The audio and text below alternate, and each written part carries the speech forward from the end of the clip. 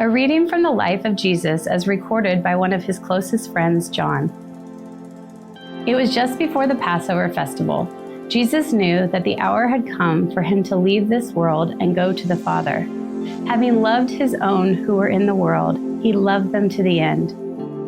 The evening meal was in progress, and the devil had already prompted Judas, the son of Simon Iscariot, to betray Jesus.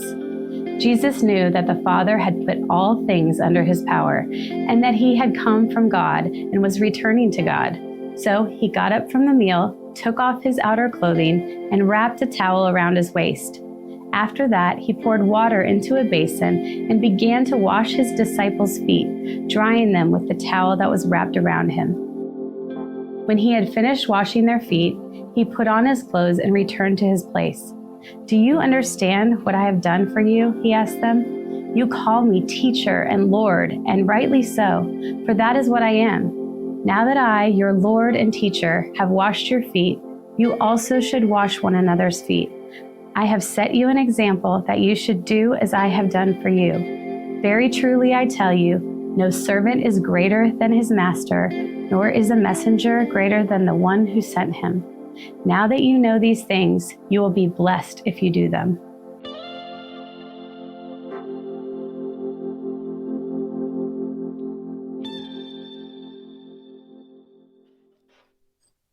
Good morning, everybody. My name is Nathan, and I'm on staff here at the church. And I have 4 daughters that we took back to school shopping this year, which as a dude, I did not know was not as simple as just finding things that fit.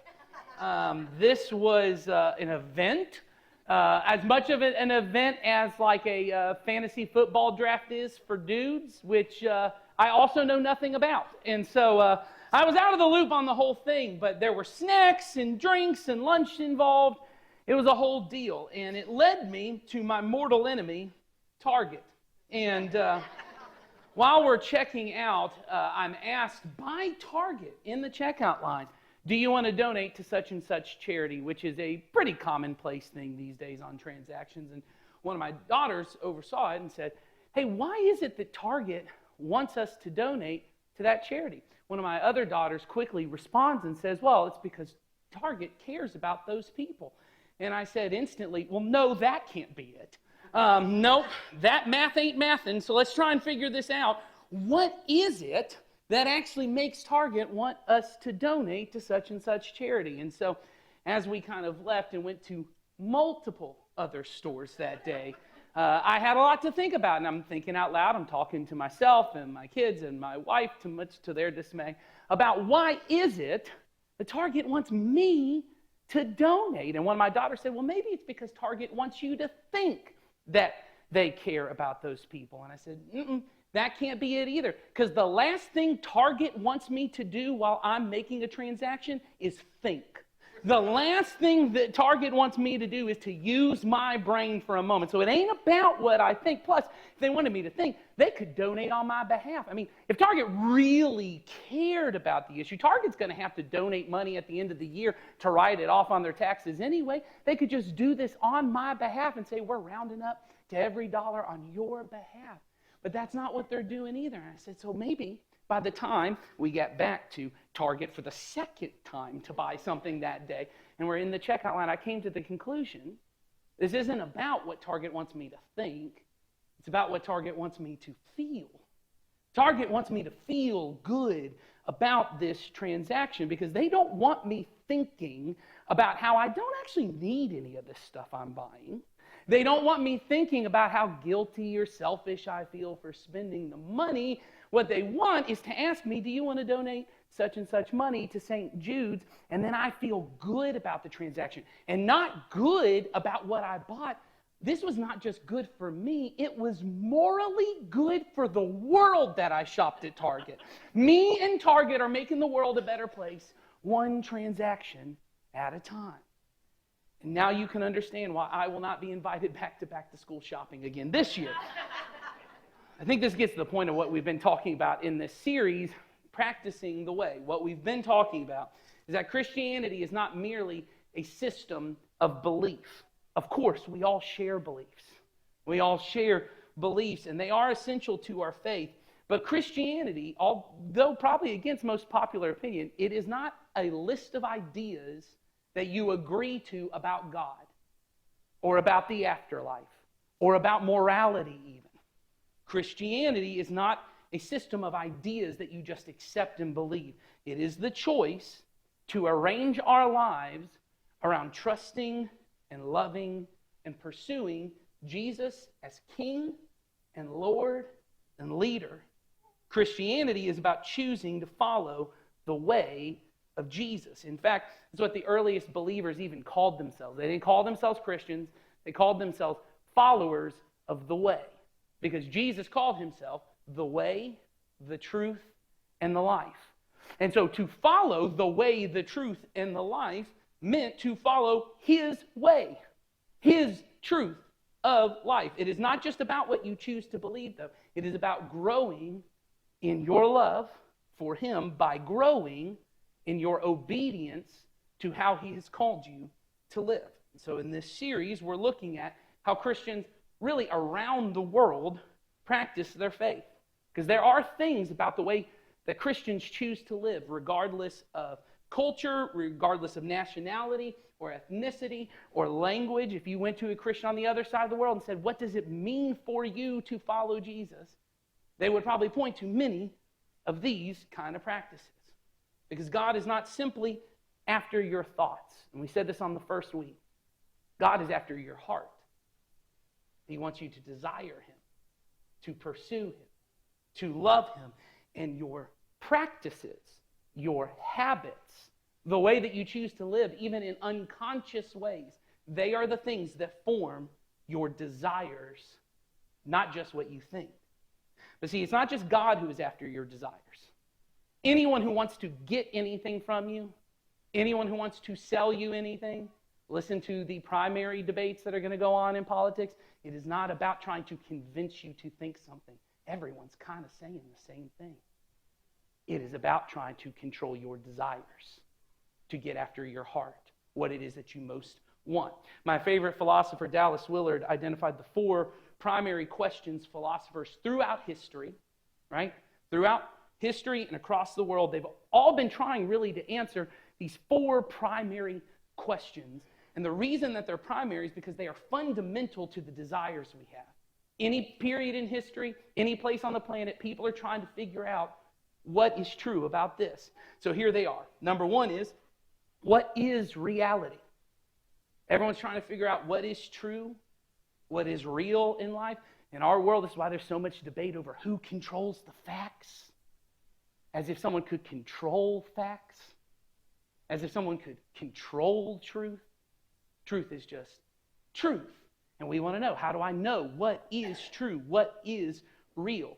And that is fundamental to answering the other 3 questions, which is, who is really blessed, or who really has the good life, is the way we say it.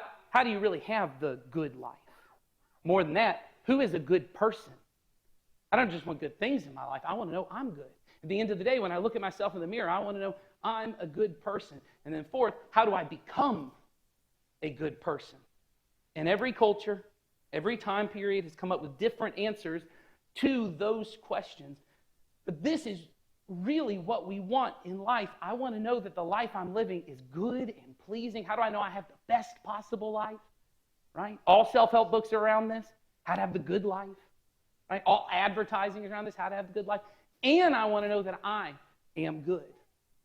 And see, this is what advertising companies are going after. They are trying to convince you, if you want the good life, you need our product.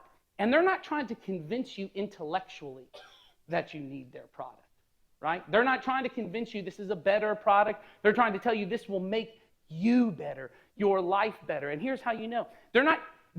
Corona doesn't really think that you will think, if we put Snoop Dogg in our commercials, that you will think, if I buy their product, I will be as cool as Snoop Dogg.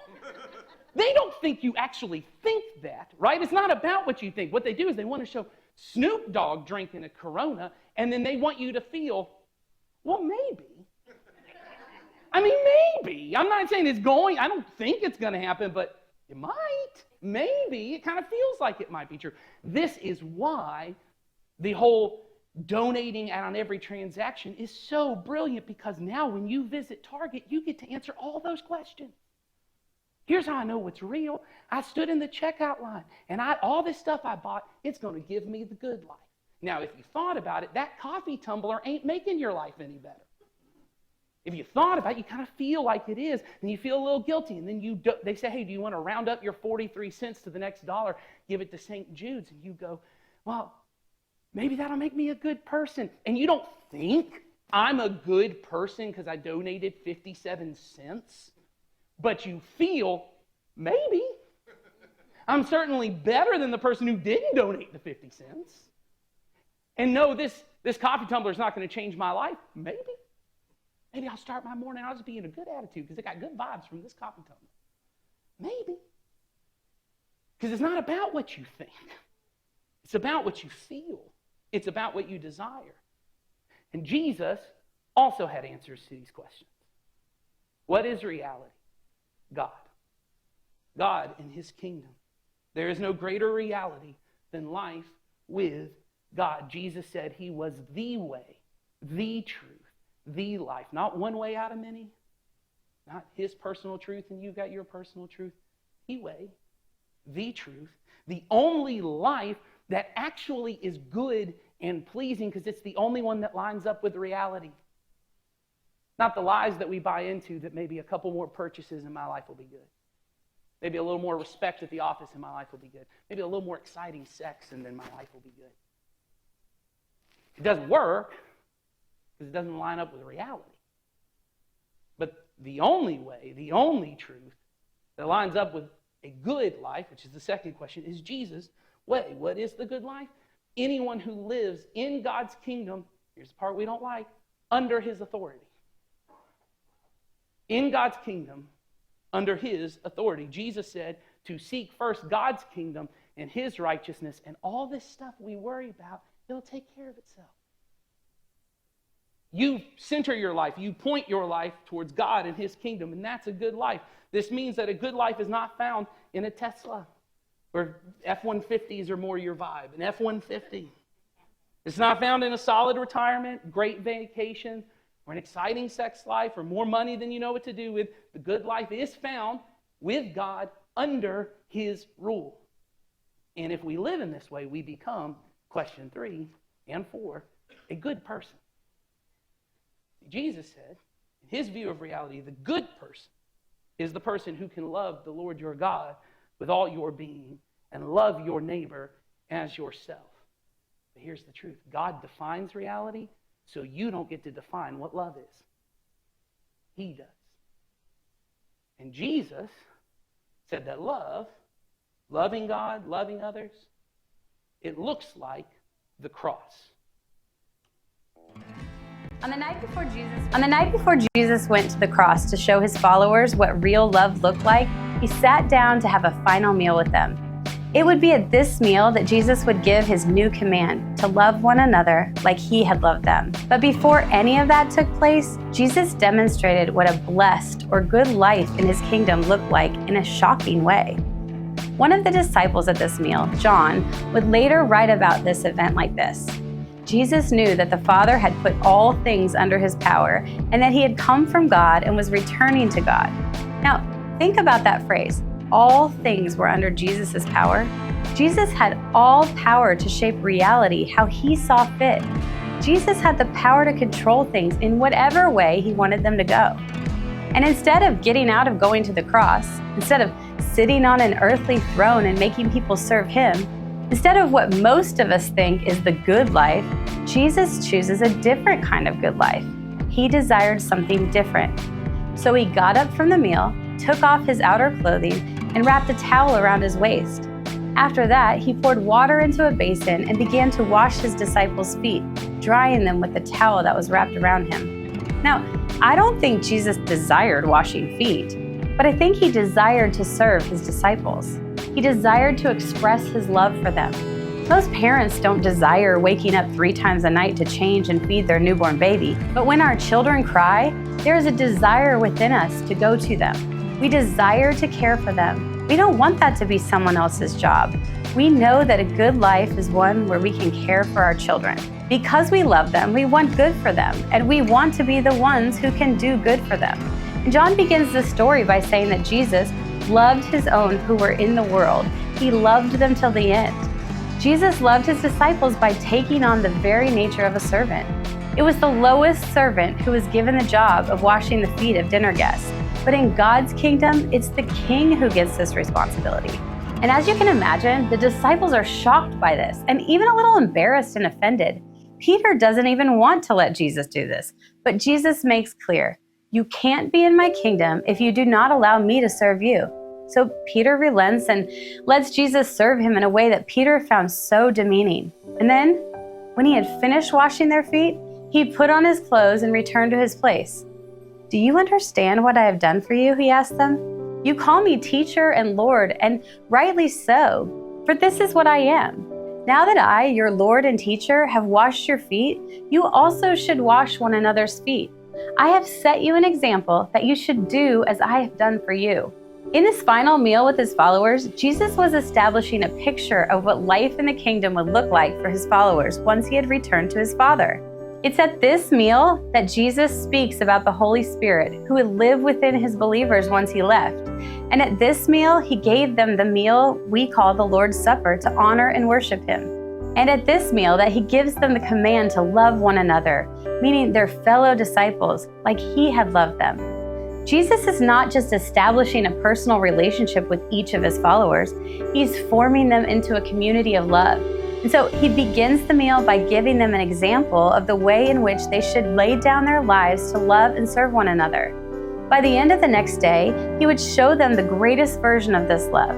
But in washing their feet, he was giving them a practical, day-to-day example. Love means serving one another.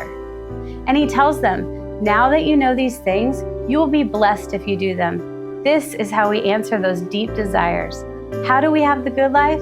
How do we become blessed? It's not through knowing or believing more. You'll be blessed if you commit yourself to serving one another like God has served you. Jesus once said, those who want to be the greatest in his kingdom must be the servant of all. The good life is not found through climbing the ladder of success or acquiring more purchases or having more vacation or family experiences or having the life we always dreamed of. It's becoming the kind of person who loves others through selfless, sacrificial service.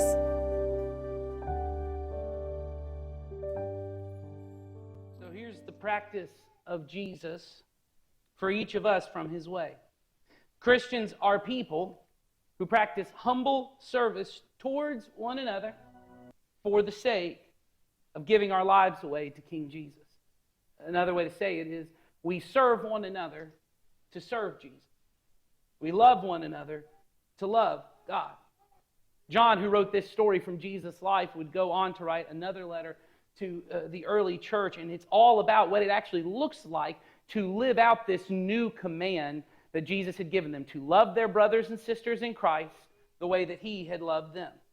And it is only from a community of love. There we go, sorry. I didn't hear it at first, and then I heard it about halfway through. I was like, someone trying to get my attention? It is only from a community of love, a community centered around loving God and loving one another, that we can ever really be formed into the kind of people who could love our neighbor, love people outside the community, love our enemy. It is only by being formed in a community of love that this is even possible. Here's how John says it in 1 John. He says, this is how we know what love is. Jesus Christ laid down his life for us, and we ought to lay down our lives for our brothers and sisters. Notice the way that John puts it here. He's saying, this is how you even know what love is. I think there's something in all of us that thinks, well, everyone just knows how to love. I mean, it's just like instinctual for you. Of course you love whoever you want to love. But John says, no. This is how you know what love is. Jesus Christ laid down his life, and you ought to then lay down your life for your brothers and sisters. That you can't even experience real love until you have somehow reciprocated it. If you've been around here for a while, you know we have a phrase that we say every week, which is, go love everyone always. In fact, we think this is a really good summation of Jesus' commands. It's to love everyone always. We put this on shirts a while back, and we gave it to everybody, and a lot of you probably still have those shirts, and you've worn them out in public, and I guarantee you, nobody has ever come up to you and said, love everyone always. How dare you? How offensive is that? Love everyone always? It's because for most of us, love is primarily a sentimental, vague kind of notion.